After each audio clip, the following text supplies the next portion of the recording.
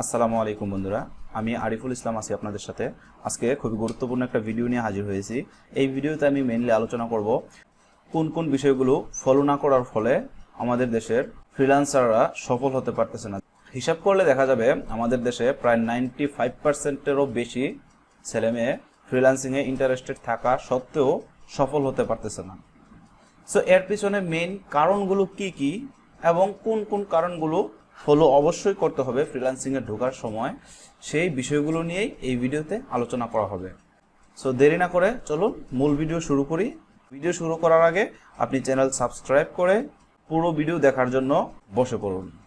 ফ্রিল্যান্সিংয়ে সফলতা না পাওয়ার পিছনে আমি 5টি কারণ বের করেছি, যেই 5টি বিষয় ফলো না করার ফলে একজন ছেলে অথবা একজন মেয়ে ফ্রিল্যান্সিং করার ইচ্ছা থাকা সত্ত্বেও ফ্রিল্যান্সিং করে সফল হতে পারছে না।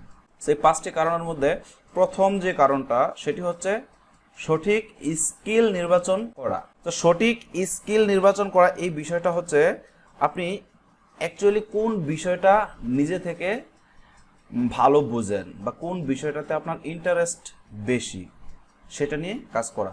তো দেখা যায় আমাদের দেশে অনেক ছেলে মেয়ে আছে যারা করে কি ইউটিউবে সার্চ দেয় কোনটা নিয়ে ফ্রিল্যান্সিং করলে সফল হওয়া যাবে তাড়াতাড়ি, কোনটা নিয়ে করলে সফল হওয়া যাবে না, এই বিষয়গুলো নিয়ে সার্চ দেয়। পরবর্তীতে সেখান থেকে একটা স্কিল সিলেক্ট করে। সো এভাবে যদি আপনি সিলেক্ট করেন তাহলে আপনি সফল না হওয়ার সম্ভাবনা বেশি, প্রায় 99% থেকে যায়। তো সফল হওয়ার জন্য আপনার প্রপার যে স্কিলটা সেটাকে আপনি নির্বাচন করতে হবে। সো প্রপার স্কিলটা কীভাবে নির্বাচন করবেন, দেখেন আমি যদি ফাইবারে ঢুকি, ফাইবারে এখানে স্কিল বা ক্যাটাগরি হচ্ছে আপনার সার্ভিস ক্যাটাগরি। এই ক্যাটাগরির মধ্যে যে সার্ভিসগুলো থাকে সেইগুলোই আপনি সেগুলো আপনি ক্লায়েন্টদেরকে দিবেন। তার জন্য যে স্কিলটা দরকার সেটাই হচ্ছে আপনার স্কিল। সো এখানে দেখেন ফাইবারে অনেকগুলো ক্যাটাগরি আছে এবং প্রত্যেকটা ক্যাটাগরি আপনার এক একটা স্কিল। আপনি প্রত্যেকটা কাজ করার জন্য আপনার স্কিল দরকার। সো এই স্কিলটা আপনি সিলেক্ট করতে হবে সঠিকভাবে। সো প্রথমত আপনাকে যেটা করতে হবে, আপনি দেখবেন যে আপনি নিজে থেকে কোন বিষয়টা ভালো বোঝেন। যেমন অনেকে আছে আপনার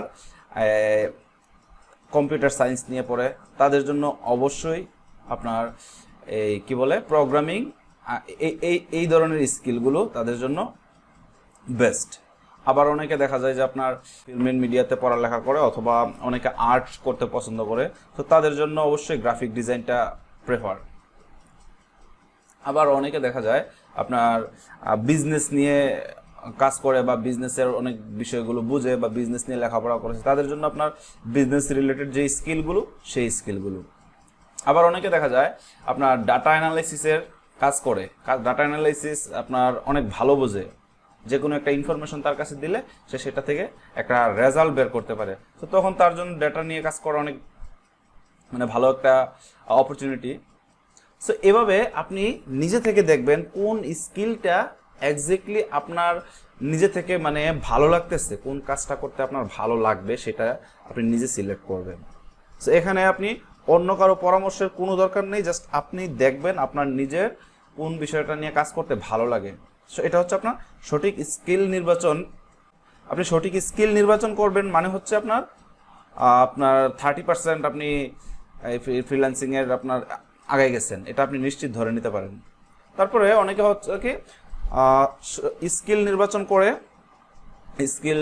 ওই স্কিলটা আপনার সঠিকভাবে অর্জন করতে পারে না। তো সেটা হবে না। আপনি যে স্কিলটা নির্বাচন করবেন সেই স্কিলটা একেবারে A to Z সব কিছু জেনে তারপরে মার্কেটে আসার চিন্তা করবেন। তারপরে দ্বিতীয় যে কারণটা সেটা হচ্ছে মার্কেট প্লেস নির্বাচন। সো আপনি মনে করেন আপনি এখন সম্পূর্ণভাবে স্কিল গ্যাদার করেছেন। সো এখন আপনাকে কোন মার্কেটে কাজ করবেন, কোন প্ল্যাটফর্মে আপনি কাজ করবেন। সো এটা নিয়ে অনেকে করে কি আপনার স্কিল অর্জন করে তারপরে করে কি ওরা 2-3টা সাইটে একসাথে অ্যাকাউন্ট খুলে সবগুলো নিয়ে কাজ করে। সো এটা হচ্ছে দ্বিতীয় ভুল। এই ভুলটা করার কারণে আপনি অনেক পিছিয়ে যাবেন এই সেক্টরে। সো আপনি যেটা করবেন সেটা হচ্ছে যে কোনো একটা সাইট সিলেক্ট করবেন, হয়তো ফাইবার অথবা আপওয়ার্ক। বর্তমানে সবচেয়ে জনপ্রিয় হচ্ছে আপনার যারা আপনার নতুন তাদের জন্য সবচেয়ে বেস্ট অপশন হচ্ছে ফাইবার। আপনি ফাইবারে অ্যাকাউন্ট করবেন, তারপরে সেখান থেকে আপনি আপনার স্কিল এর উপর এই গিগ তৈরি করবেন। যেমন আমি দেখাই, এখানে দেখেন, যদি মনে করেন আপনি ডিজিটাল মার্কেটিং শিখছেন, ডিজিটাল মার্কেটিং নিয়ে আপনার ভালো ইন্টারেস্ট ছিল, সেটার স্কিলটা আপনি অর্জন করেছেন, তো সেক্ষেত্রে দেখেন এখানে অনেকগুলো স্কিল আছে। এর মধ্যে আপনার সোশ্যাল মিডিয়া মার্কেটিং একটা আছে। তো দেখেন সোশ্যাল মিডিয়া মার্কেটিংয়ে আমি ক্লিক করার সাথে সাথে এই যে গিগগুলো আসছে, এই সবগুলো গিগ হচ্ছে আপনার এই স্কিলের উপরে। এই স্কিলটা যারা ভালোভাবে অর্জন করেছে তারাই কিন্তু এই গিগগুলো তৈরি করেছে, এবং তাদের পারফরমেন্সও দেখেন অনেক ভালো। এই যে দেখেন অনেকগুলো আপনার গিগ এখানে আছে, তারা প্রত্যেকেই মনে করেন এখানে ভালো করতেছে। সো ধরেন আপনি মার্কেট প্লেস নির্বাচন করলেন, তারপরে যেটা করবেন, আপনার যে প্রোফাইলটা, ওই প্রোফাইলটাকে আপনি উপস্থাপন করবেন ক্লায়েন্টের সামনে অনেক ভালোভাবে। প্রোফাইলটা অবশ্যই লুকিং প্রফেশনাল হতে হবে।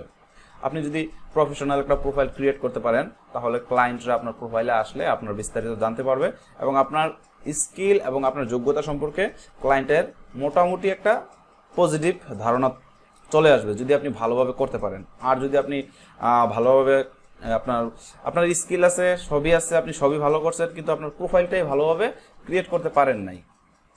প্রোফাইল ক্রিয়েটের মধ্যে কি কি থাকবে? আপনার প্রোফাইলে একটা আপনার কি বলে, এই যে যেমন ধরেন আমি এই যে সেলার, তার প্রোফাইলে যদি আমি ঢুকি, তাহলে দেখেন তার প্রোফাইলে এখানে একটা ডিসক্রিপশন থাকবে, তারপরে হচ্ছে তার এখানে আপনার কিছু স্কিল থাকবে। এই যে দেখেন এই স্কিলের মধ্যে তার স্কিলগুলো রিপ্রেজেন্ট করবে, সে যেই বিষয়টা নিয়ে কাজ করে সেই বিষয়ে প্রত্যেকটা স্কিল এখানে দেওয়া থাকবে। তারপরে তার এডুকেশনাল যে বিষয়টা সেটা থাকবে, তারপরে তার সার্টিফিকেট থাকলে সেটা থাকবে। তারপরে এখানে দেখেন সে যে গিগগুলো তৈরি করবে, সেই গিগগুলোর ভিতরে একটা ডিসক্রিপশন আছে। এই যে দেখেন এই ডিসক্রিপশনটা অনেক সুন্দর করে আপনাকে সাজাতে হবে, যাতে করে ক্লায়েন্ট দেখলে বুঝতে পারে যে এক্স্যাক্টলি আপনি কি বিষয় নিয়ে কাজ করেন এবং কি ধরনের সার্ভিস দিতেছেন। সো এটা খুবই গুরুত্বপূর্ণ একটা বিষয়।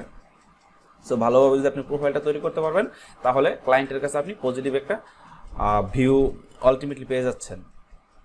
তারপরে 4 নম্বরে আমি যেটা আপনার প্রেফার করি সেটা হচ্ছে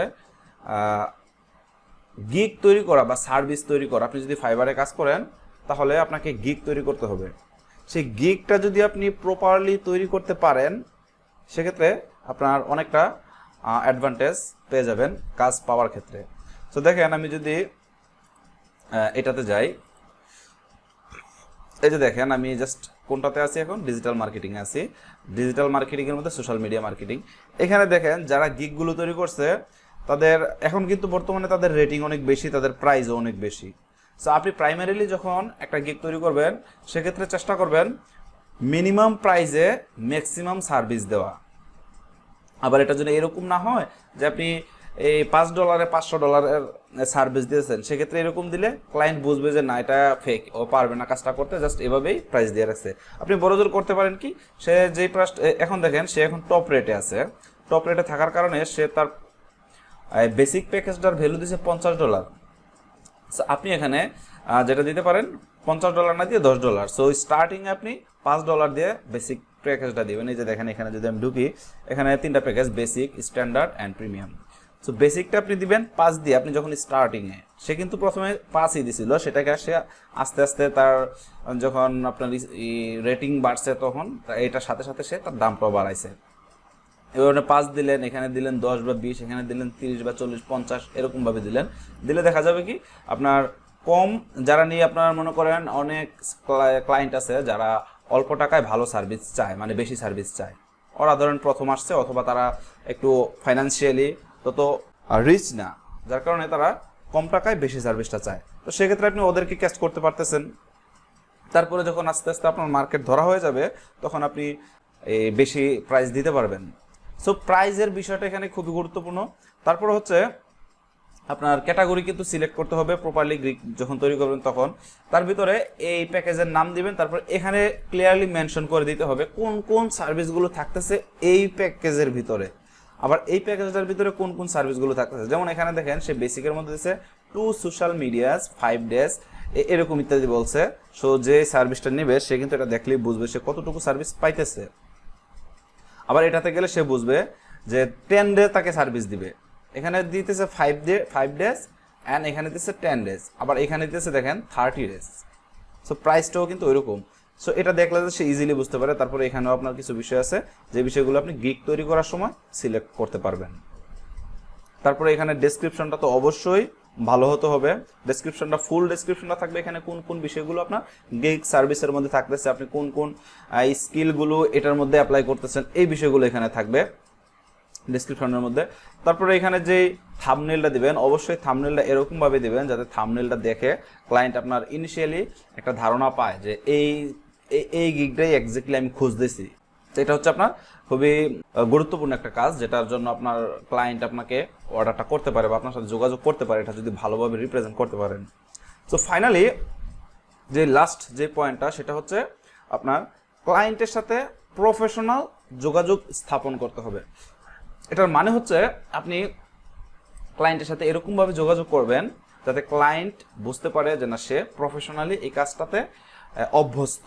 যেমন মনে করেন ক্লায়েন্ট আপনাকে মেসেজ দিল, হাই, আপনার ইউজার নেম দিয়ে বললো যে হাই, ধরেন আপনার নাম কি, আপনার নাম হচ্ছে Sharif, hi Sharif, I need your service for 2 days for my social account, এরকম একটা মেসেজ দিল।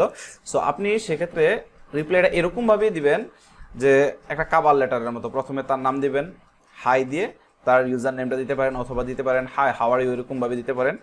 তারপর আপনার তার সাথে মানে মূল আপনার যে উত্তরটা থাকবে সেই উত্তরটা দিবেন, শেষে দিবেন বেস্ট রিগার্ডস, এরকম একটা সুন্দর করে একটা উত্তর দিবেন। তো দিলে সেও খুশি হবে, সে বুঝবে যে না এক্স্যাক্টলি সে বুঝে কিভাবে যোগাযোগ করতে হবে। তারপরে ক্লায়েন্টের সাথে কখনো খারাপ ব্যবহার করা যাবে না, এরকম বিষয়গুলো থাকবে।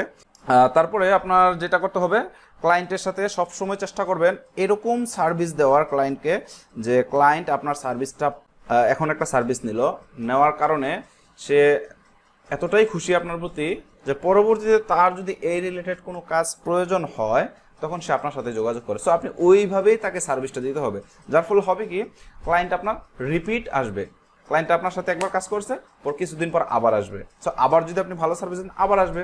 সো এভাবে রিপিট, ক্লায়েন্টটা যখন রিপিট আসবে তখন আপনার গিগটা আলটিমেটলি মার্কেটে বুস্ট করবে। সো এভাবে তার যে রিভিউটা সে দিবে, সেই রিভিউটা দেখে অন্যান্য ক্লায়েন্টরাও আপনার কাছে কাজ নিতে আসবে। সো এই 5টা পয়েন্ট আপনি যদি ফলো করতে পারেন তাহলে আপনার ফ্রিল্যান্সিং সেক্টরে সফল হওয়া 98% সম্ভাবনা বেড়ে যায়। তো আজকের মতো এই পর্যন্তই। কোনো কিছু বুঝতে সমস্যা হলে কমেন্টে জানাবেন, আমি আপনাদেরকে অবশ্যই সার্ভিস দেওয়ার চেষ্টা করব। ধন্যবাদ।